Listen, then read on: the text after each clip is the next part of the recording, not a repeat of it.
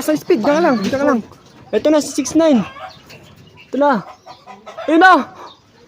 Live. Pasok. Fourth lap derby to Gigaraw. Nice. Kito na.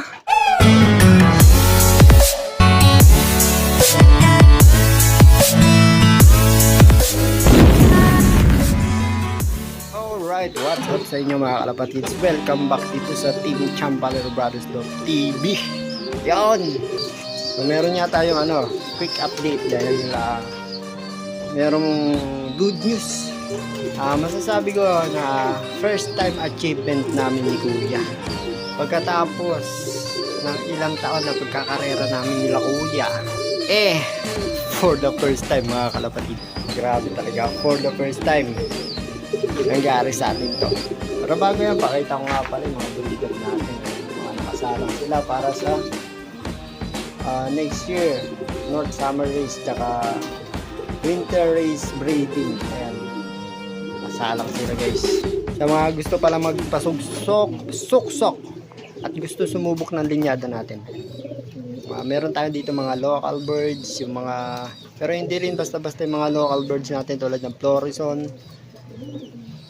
Pag sinabi kong local birds, yung nabili ko na lang sa mga tao guys, sa mga champion puncher, hindi lang basta-basta pulot.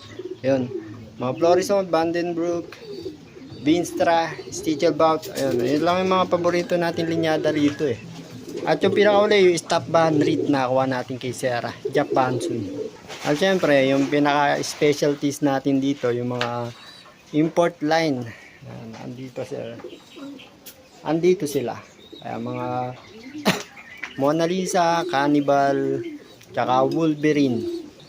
Sa mga lalakas ng loob at gustong subukan yung mga import natin dito, PM lang kayo. Ito pala yung mga nakakasa natin na import. Ito mismo yung Mona Lisa.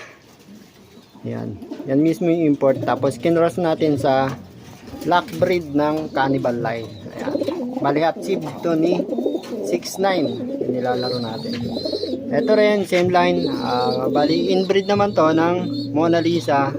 Tapos to crossbreed Cannibal X Bruno.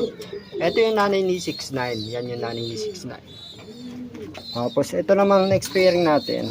Ito yung lola ni 6'9 mismo na import. Ito mismo yung import. Tapos nakakross sa inbreed Mona Lisa. Father and daughter pairing. Yan. Kami anak nila ngayon. No? Ganda. Pwede rin available yung isa dyan. Mga malalakas lang ang loob. Meron din tayong mga crossbreed. Ayan, tulad na to. Goke line. Yung mga tutubi line. Ayan, tutubi.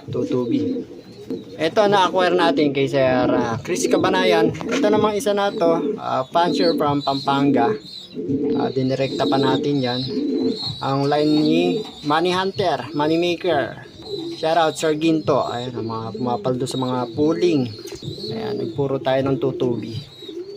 Ito naman, magkalahi ito. Cannibal, Mona Lisa. Tapos to Cannibal, Vandenbroek naman. Ayan, alright. Tapos ito naman, pairing na to. Ito ang ibon nila Sir Balang Paragas. Ang inbreed ba to? Alam ko inbreed to Tapos ito naman ang import Wolverine.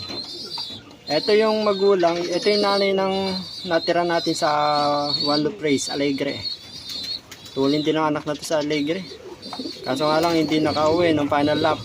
Yung tawid dagat, awit. Next pairing, ayan, Mona Lisa. Ito yung nanay nila Diwata at saka ni Miss Grisil. Nakapair siya sa Huben line ni Sir Sam Villaperte. Ayan, Huben line. Inbreed yan, Huben. Old line. Pero gandang ibon, grabe. Ito naman next na to, last clutch ko na to, tinanggal ko na hen. Yung asawa na to, mismong na-acquire natin kay Sir Japansun. Strain SBR guys, Strain SBR Nakakross sa mismong imported na Cannibal line. Ayan si Hook. Meron dalawang anak ayun. Ganda na lang ako. Tapos ito, naka-stack to sa South Breeding Patay Kakasa. Ito si Bruno. Ayan, mga tawid dagat line natin. Gift bird naman to ni itong hen ni Sir Yatsky Pigeon, Beckart Light, Jansen Beckart. Tapos ayun si Bruno, sila kay Bruno, yun. Ayun sa likod. Last scratch na natin to para sa south. Ito naman, kakasa natin to. Hinihintay lang natin yung kapares na to. Cannibal SBR. SBR yan, Cannibal. Tapos to naman, tinanggalan natin to kasi ito yung Javier nila Sir Balong, Parangas. Third clacker yan ng Javier. Pinaris natin yung anak ni Bruno na inbreed. Ito may anak silang dalawa. Buyog yata isa, ayun nakabuyog isa. Mga tawid dagat line. Sila yung mga mababagal pero talagang mga dumudulo. Mga tumatawid ng dagat. Consistent ba? Hindi sila mabilis, hindi sila mabagal, sakto lang. Pero aasahan mo sila sa mga tawid dagat at sa mga hard race, kumbaga. Ayan, marami pa rito. Saka na natin ano yan. Pare-parehas lang na may mga yan. At ito na nga ang good news guys. Yung karera natin nung Sunday mga kalapatids ay talagang napakasaya. Nakakapanginig talaga ng kalamnan. Yung ginawa ni 6ix9ine dahil for the first time nakuha natin mga kalapatids ang lap winner sa Tuguegarao Port Lap Derby ng CLRPC dahil si 6ix9ine at ito yung arrival niya guys. Nasa speed ka lang, dito ka lang. Ito na si 6ix9ine. Ito na. Ayun na. Live. Pasok. Port Lap Derby Tuguegarao.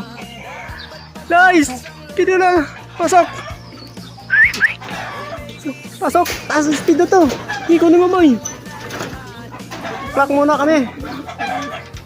Clock muna kami. Okay na. 1182. Tuulin. 1180 lang kanina yung nag-first stick na natin kung pangilan siya. 6ix9ine it's back live. Fresh na fresh Oh, Manilang ang baon. Good job. Nanginginig pa. Nanginginig boy. Number 1 siya ngayon pero mamaya masisipa pa yan ng dulo. Pero ayos pa rin guys. 19 pa lang nagka-clock. Number 1 si 6ix9ine ngayon. Bungad kasi kami.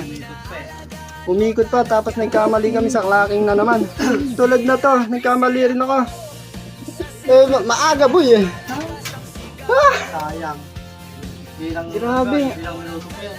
Oo. Pero ayos pa rin. Ayos na. Live 6ix9ine. Okay guys. Nakakapag-first na rin kami sa mga pooling. Iba pala yung kapag nag-first ka sa derby guys.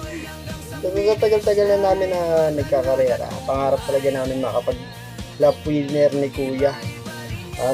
Umpisa kami kumarera 2016. Ano na ngayon? 2026. Bago namin nakuha ang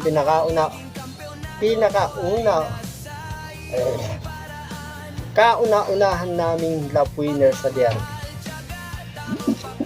At ang nagbigay nga mga kalapatids, ang tumupad sa pangarap namin na yun, si 6ix9ine. 200 plus kilometers from Tuguegarao to Talavera, Nueva Ecija, dito sa location namin. Ang speed niya mga kalapatids, 1,182. Ayan. Ganun kabilis guys yung Tuguegarao niya. Grabe, napakabilis niya. Pagdating niya, nagulat kami hindi mo na siya hinihingal tapos ang taas ng dating niya. So kaya grabe, nanginginig ako yung kinlock to. Yung unang clock namin error kasi nagkamali sa sticker number. Yung pangalawa, ayun, buti pumasok. Grabe guys, ito si 6ix9ine. Ang kauna-unahan naming ibon na nag-lap winner sa derby at fourth lap pa, Tuguegarao. Sabi nila napakahirap daw pauwian ng Tuguegarao kaya tuwa kami. At grabe ang kalaban namin doon guys, yung kalaban ni 6ix9ine doon 3,000 plus bird. At siya yung nauna, siya yung pinakamataas ang speed. So meron pang last 2 lap, Apari Cagayan tsaka Santa Ana Cagayan. Abangan natin mga kalapatids kung kakayanin pa ba niya yung Apari at yung Santa Ana Cagayan. Update ko na lang kayo mga kalapatids next week kung merong magandang kwento dito kay 6ix9ine. Pero ano ba siya, live pa mga kalapatid sa lahat ng category. Pero meron ako isa pa lang hindi nasalihan, yung extra super set. Yun lang ang hindi ko nasalihan. Pero sali natin yan sa grand pooling, free pooling, basta marami pa yung iba. Sana lang kayanin ni 6-9 last 2 laps. Doon na magkakaalaman guys, semifinals. So hanggang dito na lang. Maraming salamat sa suporta niyo mga kalapatid sa ano lang, keep calm and race. Yun lang. Peace out.